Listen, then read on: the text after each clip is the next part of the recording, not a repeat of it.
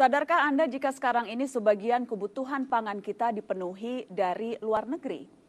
Ketergantungan negara ini terhadap pangan impor sudah pada tingkat sangat memprihatinkan. Lori Singer menelusuri ke sejumlah daerah untuk mencari tahu mengapa lumbung-lumbung pangan di negeri ini tak lagi seproduktif dulu. Jawabannya tak hanya jumlah lahan pertanian yang semakin berkurang. Ternyata di negara agraris ini jumlah petani menipis. Setiap tahun setidaknya 3 juta petani beralih profesi. Petani yang masih bekerja rata-rata berusia tua dan hidup mereka tidak sejahtera. Hari ini saya berkunjung ke wilayah yang sejak dulu terkenal sebagai lumbung padi. Kabupaten Karawang, Jawa Barat. Kabupaten ini masih produktif menghasilkan lebih dari 1 juta ton beras setiap tahunnya, melebihi kebutuhan warga setempat. Tapi sayangnya, nasib petani di lumbung padi ini tak semanis hasil panennya. BPS menyebutkan petani adalah lapisan masyarakat termiskin di Indonesia. Alasan inilah yang tampaknya membuat jumlah petani terus berkurang hingga 3 juta orang setiap tahunnya. Ini sudah lama membuat geram Ketua Umum Serikat Petani Indonesia. Sejak mahasiswa pria kelahiran Deli Serdang, Sumatera Utara ini memperjuangkan nasib para petani, terutama terkait masalah lahan.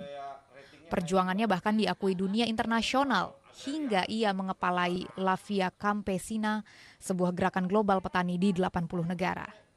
Anak petani ini juga pernah dinobatkan sebagai petani paling berpengaruh di dunia dan salah satu penyelamat bumi versi harian terkemuka Inggris.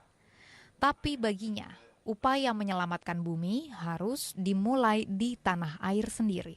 Harusnya strategi pembangunan ekonomi kita ini pertama-tama adalah mengutamakan untuk kebutuhan nasional kita dulu. Jadi tanah kita ini harusnya ditata dulu untuk kebutuhan nasional kita dulu, untuk pangan.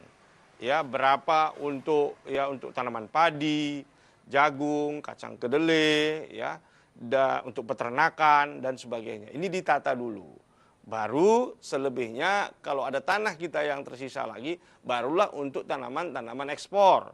Untuk kelapa sawit, misalnya karet, coklat, ya, ataupun yang diperbolehkan untuk areal pertambangan. Beralih fungsinya lahan pertanian dan berkurangnya jumlah petani berujung pada menurunnya produksi pangan dalam negeri.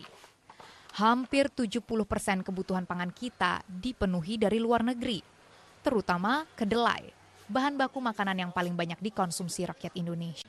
Artinya, hampir semua makanan di rumah tangga Indonesia berbahan baku impor. Dalam kondisi negara yang serba mengandalkan impor, pemerintah mencanangkan swasembada 5 komoditas pangan tahun 2014. Artinya dalam waktu setahun, pemerintah meyakini 90% kebutuhan kedelai, beras, gula, jagung, dan daging sapi bisa dipenuhi dari dalam negeri. Anggaran setinggi apapun, jika tak dialokasikan dengan tepat, takkan menyelesaikan persoalan. Lahan pertanian akan terus berkurang. Impor bahan pangan tetap tinggi, dan para petani tetap kelaparan di lumbung pangan. Apa pesan Abang untuk pemerintah? Segerakan bagikan tanah untuk petani sesuai dengan mandat konstitusi kita dan Undang-Undang Pokok Agraria nomor 5 tahun 60, yaitu tanah hanya untuk petani yang menggarapnya. Ini yang pertama sekali harus dilakukan oleh pemerintah. Dan yang kedua, segera lindungi pasar dalam negeri kita dan bangunlah pasar nasional kita. Jika tidak? Jika tidak, ya kemiskinan di pedesaan akan semakin bertambah dan juga kita akan menjadi pasar pangan internasional, dan yang ketiga kita tidak punya harga diri dan martabat lagi.